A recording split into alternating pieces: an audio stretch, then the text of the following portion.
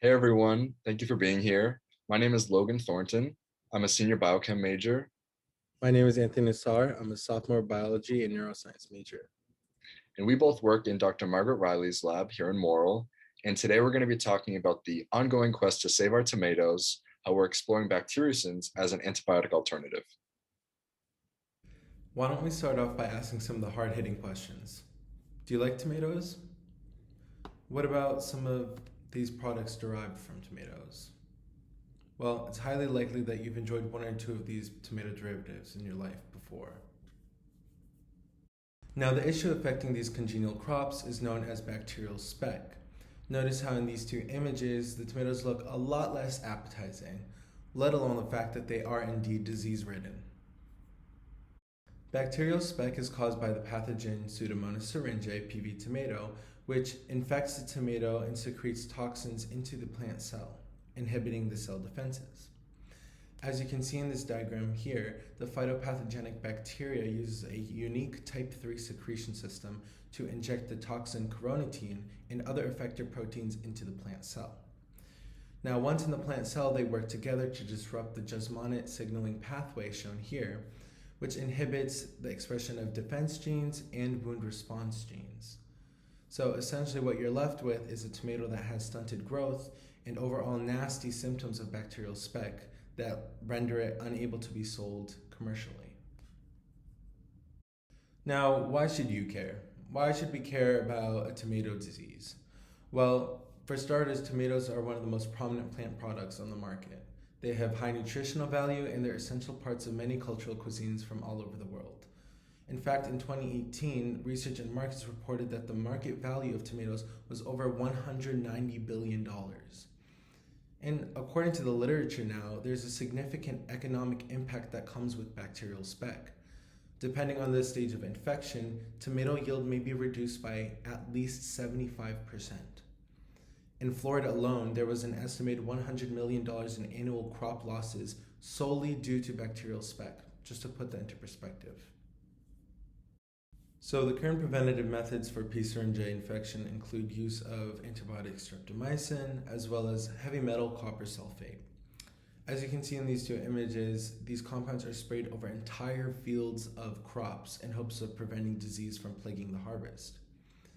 Now, the issue with this is that overuse of these treatments in the industry has allowed for adaptations to occur in bacteria, giving bacteria the ability to resist these compounds that were once able to kill them, essentially rendering our only current solutions ineffective.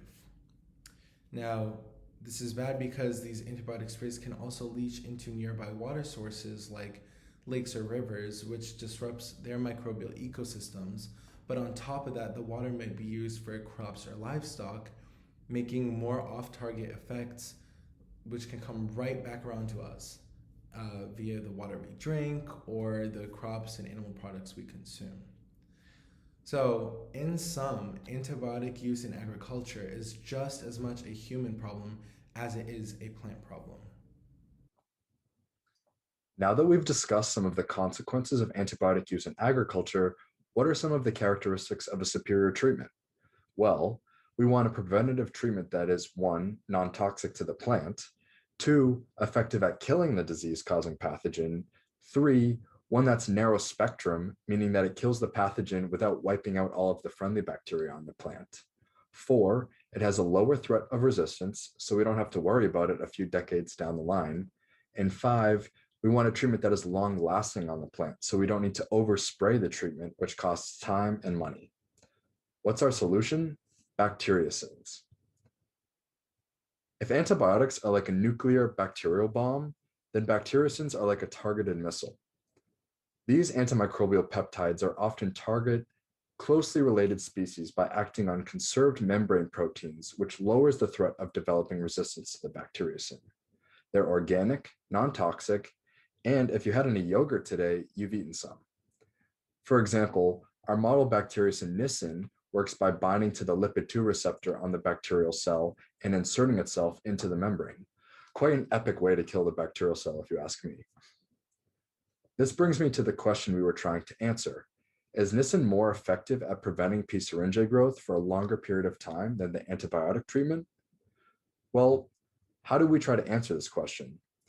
Unfortunately, there's not a standard way to assess how long a bacteriocin remains active on a tomato leaf, so we had to develop a method using a filter paper dipping assay as a model for tomato leaves. We took our model tomato leaves, applied either our bacteriocin Nisin or streptomycin at one of two concentrations, let that treatment dry for either 1, 2, or 24 hours before applying either 100 bacterial cells or 10,000 bacterial cells to the model leaf. We then laid the model leaf on a nutrient agar to see how many viable cells survived the treatment in each group, and then compared it to the control where only water was added to the leaves. Here are a few images of the results of our 24-hour time interval between treatment and cell application. On the left, you can see our model leaves treated with water only, in the middle with streptomycin, and on the right with Nisin. As you can see, there was not a significant difference in the number of colony-forming units between the streptomycin and the control, whereas Nisin was highly effective at killing our tomato plant pathogen. Okay, now let's look at these results a little more quantitatively. Here, you're seeing a bar graph measuring the number of observed colony-forming units transferred from each model leaf after treatment and application with 100 CFU per ml solution. On the right, you're seeing the relative change in the number of CFU from each treatment compared to the control in this table. We see that at the 1 and 2 hour interval, Nisin completely prevented all cell growth, whereas after 24 hours, about 96% of the cells were killed by the Nisin. Streptomycin, on the other hand, was only able to reduce the number of P. syringae cells by about 20 to 40%. Here's a similar bar graph, but instead, these are the results after the model leaves were dipped in a 10,000 colony forming units per milliliter solution. So they were exposed to 100 times more cells. We see that the Nisin was able to completely prevent P. syringae growth at the 1 and 2 hour time point, whereas streptomycin reduced the number of viable P. syringae only by about 20 to 30%. At the 24-hour mark, Nisin was able to kill about 98% of the cells. It's almost shocking how much better our bacteriocin was than the antibiotic. Okay, in conclusion, through experimentation to answer the question, how does Nisin compare to streptomycin at reducing the number of P. syringae on a model leaf surface, we found that Nisin was extremely effective at preventing P. syringae growth 1, 2, and 24 hours between treatment and cell application. This is really exciting because it shows that our bacteriocin is highly effective at killing the cells even after it's dried on a model leaf surface. This is huge because we used to think that Nisin was most effective in a solution where the cells and peptides can freely move around and bump into each other. Lastly, this confirms our idea that Nisin is of high interest to prevent bacterial speck of tomato in the agricultural setting. Sadly, we're not done yet though. Our research is still ongoing, and we are continuing to assess the longevity of Nisin in comparison to streptomycin, but this time on actual tomato leaves. This work could not be done without the greenhouse space, time, and energy from members of the MA lab here on campus, Sean Sullivan and Kelly Allen. Our preliminary results are promising, and it's looking like we are going to have a highly effective treatment to save our tomatoes and ensure that we all can continue to enjoy our pasta sauce, our pizza, and ketchup. Thank you for your attention during this presentation. I look forward to sharing more data at the URC poster presentation in a few weeks. Lastly, I'd like to thank the following people for their continued support and expertise in my project.